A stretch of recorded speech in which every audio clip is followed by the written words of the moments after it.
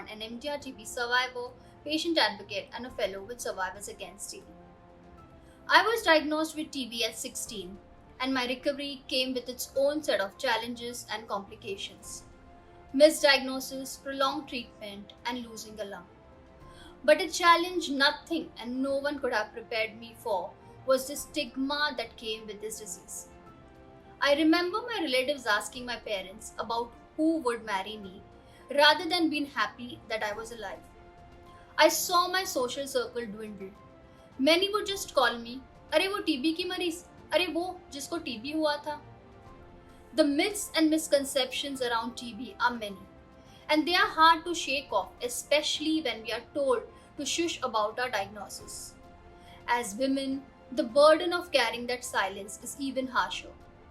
A lot of women have told me in the past couple of years that they have to hide the fact that they are taking their treatment. They'll take all the medicines at night when everyone else is sleeping. The husband wants divorce, they are thrown out of their houses, and they are kept away from their children. And these aren't the only instances. Marginalized communities face even greater stigma when it comes to TB. Stigma can be almost as harmful as TB itself, and that is why we must talk about it. Let's listen to the other panelists as we attempt to #break the silence.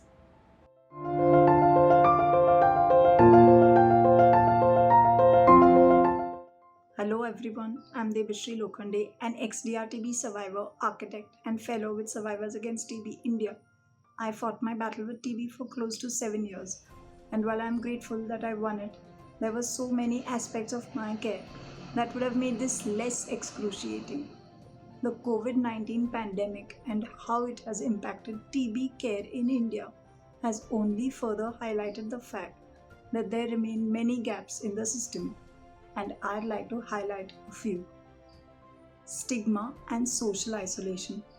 Because there isn't enough information about TB and it continues to be discussed only in hushed tones, the stigma around the disease only increases.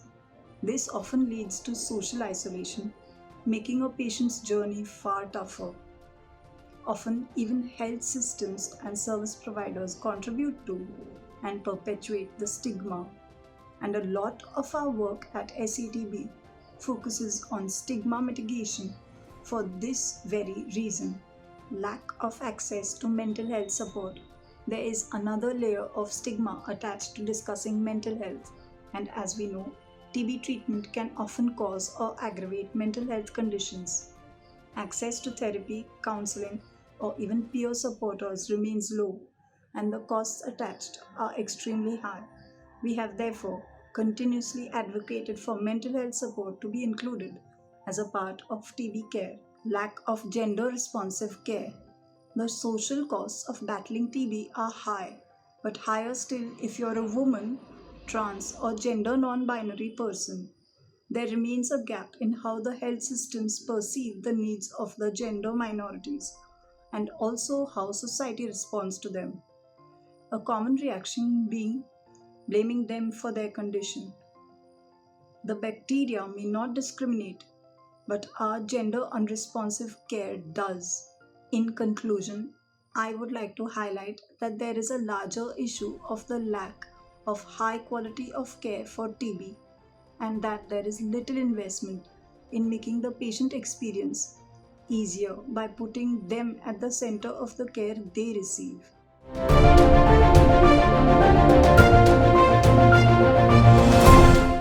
My name is Priya Dutt. I'm a politician, a social activist, and also a TB survivor. I'm delighted to be on this platform and the launch of this campaign, TB and Stigma. Today I speak to you both as a political leader, a social activist, but most of all, a TB survivor. I fought and defeated TB over a year, and it taught me a lot about the disease, a lot I didn't know. TB is always accompanied by stigma, some through the health system, some by the people around us, and also we ourselves we associate TB with stigma, or we think only the poorest of the poor will get TB. Well, anyone can get TB. So why stigmatize? Why create the stigma around it? Many times, people suffering from TB can't even speak about it. And that creates the deafening silence. Therefore, this campaign is so important, which is named Break the Silence. #Break the Silence. We need to talk about the disease and we need to understand the disease. When I had TB, I really didn't know anything about the disease except there are certain very poor areas which there is a huge density of population where there is TB. We used to have TB camps there to look at patients, to try and understand more about the disease. But when it happened to me, I was taken aback till I started understanding what the disease is. Secondly, many of us think TB is contagious, but not all kinds of TB is contagious. I had TB of the heart, which is not contagious, and yes, but my first question to my doctor was, I have TB, will my children be safe? And I think that is the thought of every mother, and especially women who really have to face so much discrimination anyways, have to go through this, so it becomes self-blame. Well, it's no one's fault. I think the pandemic has really taught us this, that as disease is something which you don't ask for, nor does it affect only certain kinds of people. It can happen to anyone.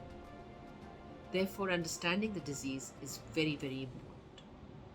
Most of us who were affected by TB are never able to talk about it. And I think that has to be broken.